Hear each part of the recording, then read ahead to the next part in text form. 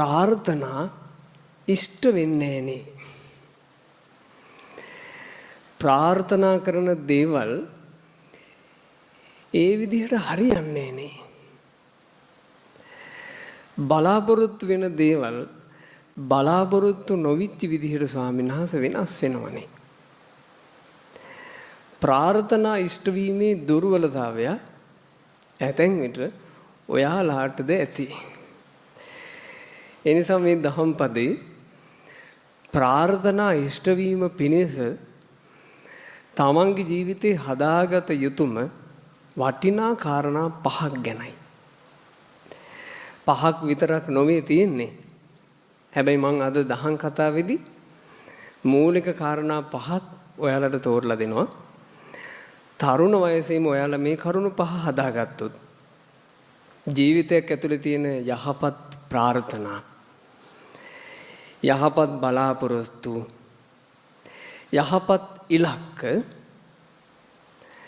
ඔයාලට ඉක්මනින් ඉෂ්ට කරගන්න, බලාපොරොත්තු වෙන විදිහට ඉෂ්ට කරගන්න ඒකේ යම් ආශිර්වාදය, ඒකේ යම් බලපෑම ඔයාලගේ ජීවිතේට ලැබෙයි. ප්‍රාර්ථනා ඉෂ්ට වෙන්න ගොඩාක් බලපානවා සීලවන්තකම. සිල්වතෙකුගේ ප්‍රාර්ථනා ගොඩාක් බලවත්. ඔන්න ඒක. දෙවෙනි කාරණේ ප්‍රාර්ථනා ඉෂ්ට වෙන්න ගොඩාක් බලපානවා කෘතගුණ දන්න බව. කෙලෙහි ගුණ දන්න, කෙලෙහි ගුණ සිහි කරන, කෙලෙහි ගුණ සලකන යම් සත්පුරුෂයෙකුගේ ප්‍රාර්ථනා හරි බලවත්.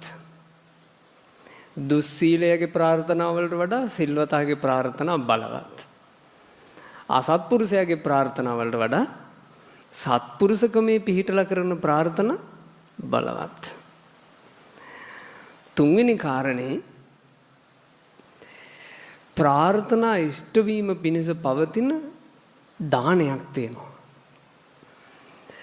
ප්‍රාර්ථනා ඉටු වීම පිණිස පවතින දානය මිනිසෙකුගේ ජීවිතේ ඒ පැතුම් බලාපොරොත්තු හරියන්න බලපානවා. හතරවෙනි කාරණේ දියුණුවක්, අභිවෘද්ධියක්, සාර්ථකත්වයක් සලසගත් මිනිසුන්ට ඉරිසියා නොකිරීම. තමන්ගේ ප්‍රාර්ථනා ඉෂ්ට වෙන්න සෑහෙන්න බලපානවා. ඉස්සරහාට ගියපු මිනිස්සෙක්, සාර්ථක වෙච්ච මිනිස්සෙක්, දක්ෂතා හදාගත්ත මිනිස්සෙක් දිහා බලලා හිත පුරවාගෙන සතුට වෙන්න පුළුවන්කම ඒක ගොඩක් බලපානවා. අවසාන කරුණ, පස්වෙනි කරුණ ප්‍රාර්ථනා ඉෂ්ට කරගන්න කැමති කෙනාට ඒ ප්‍රාර්ථනාව ඉටු වෙන මාවතට අදිෂ්ඨානයක් සහිත වීරියක් ඕන. අදිෂ්ඨානයක් සහිත වීරිය තියෙනවා නම් ඒකත් ප්‍රාර්ථනා ඉටු වීම පිණිස බලපාන්නේය. කරුණු 5යි. මතක් කරගමු කාරණා 5. ප්‍රාර්ථනා ඉෂ්ට කරවන සීලය, ප්‍රාර්ථනා ඉෂ්ට කරවන කෘතගුණ, කෙලෙහි ගුණ, ප්‍රාර්ථනා ඉෂ්ට කරවන දානය, ප්‍රාර්ථනා ඉෂ්ට කරවන මුදිතාව, ප්‍රාර්ථනා ඉෂ්ට කරවන අදිෂ්ඨානයෙන් යුතු වීරිය. දහම් පදයේ මෙතකින් නිමා කළත් සම්පූර්ණයි.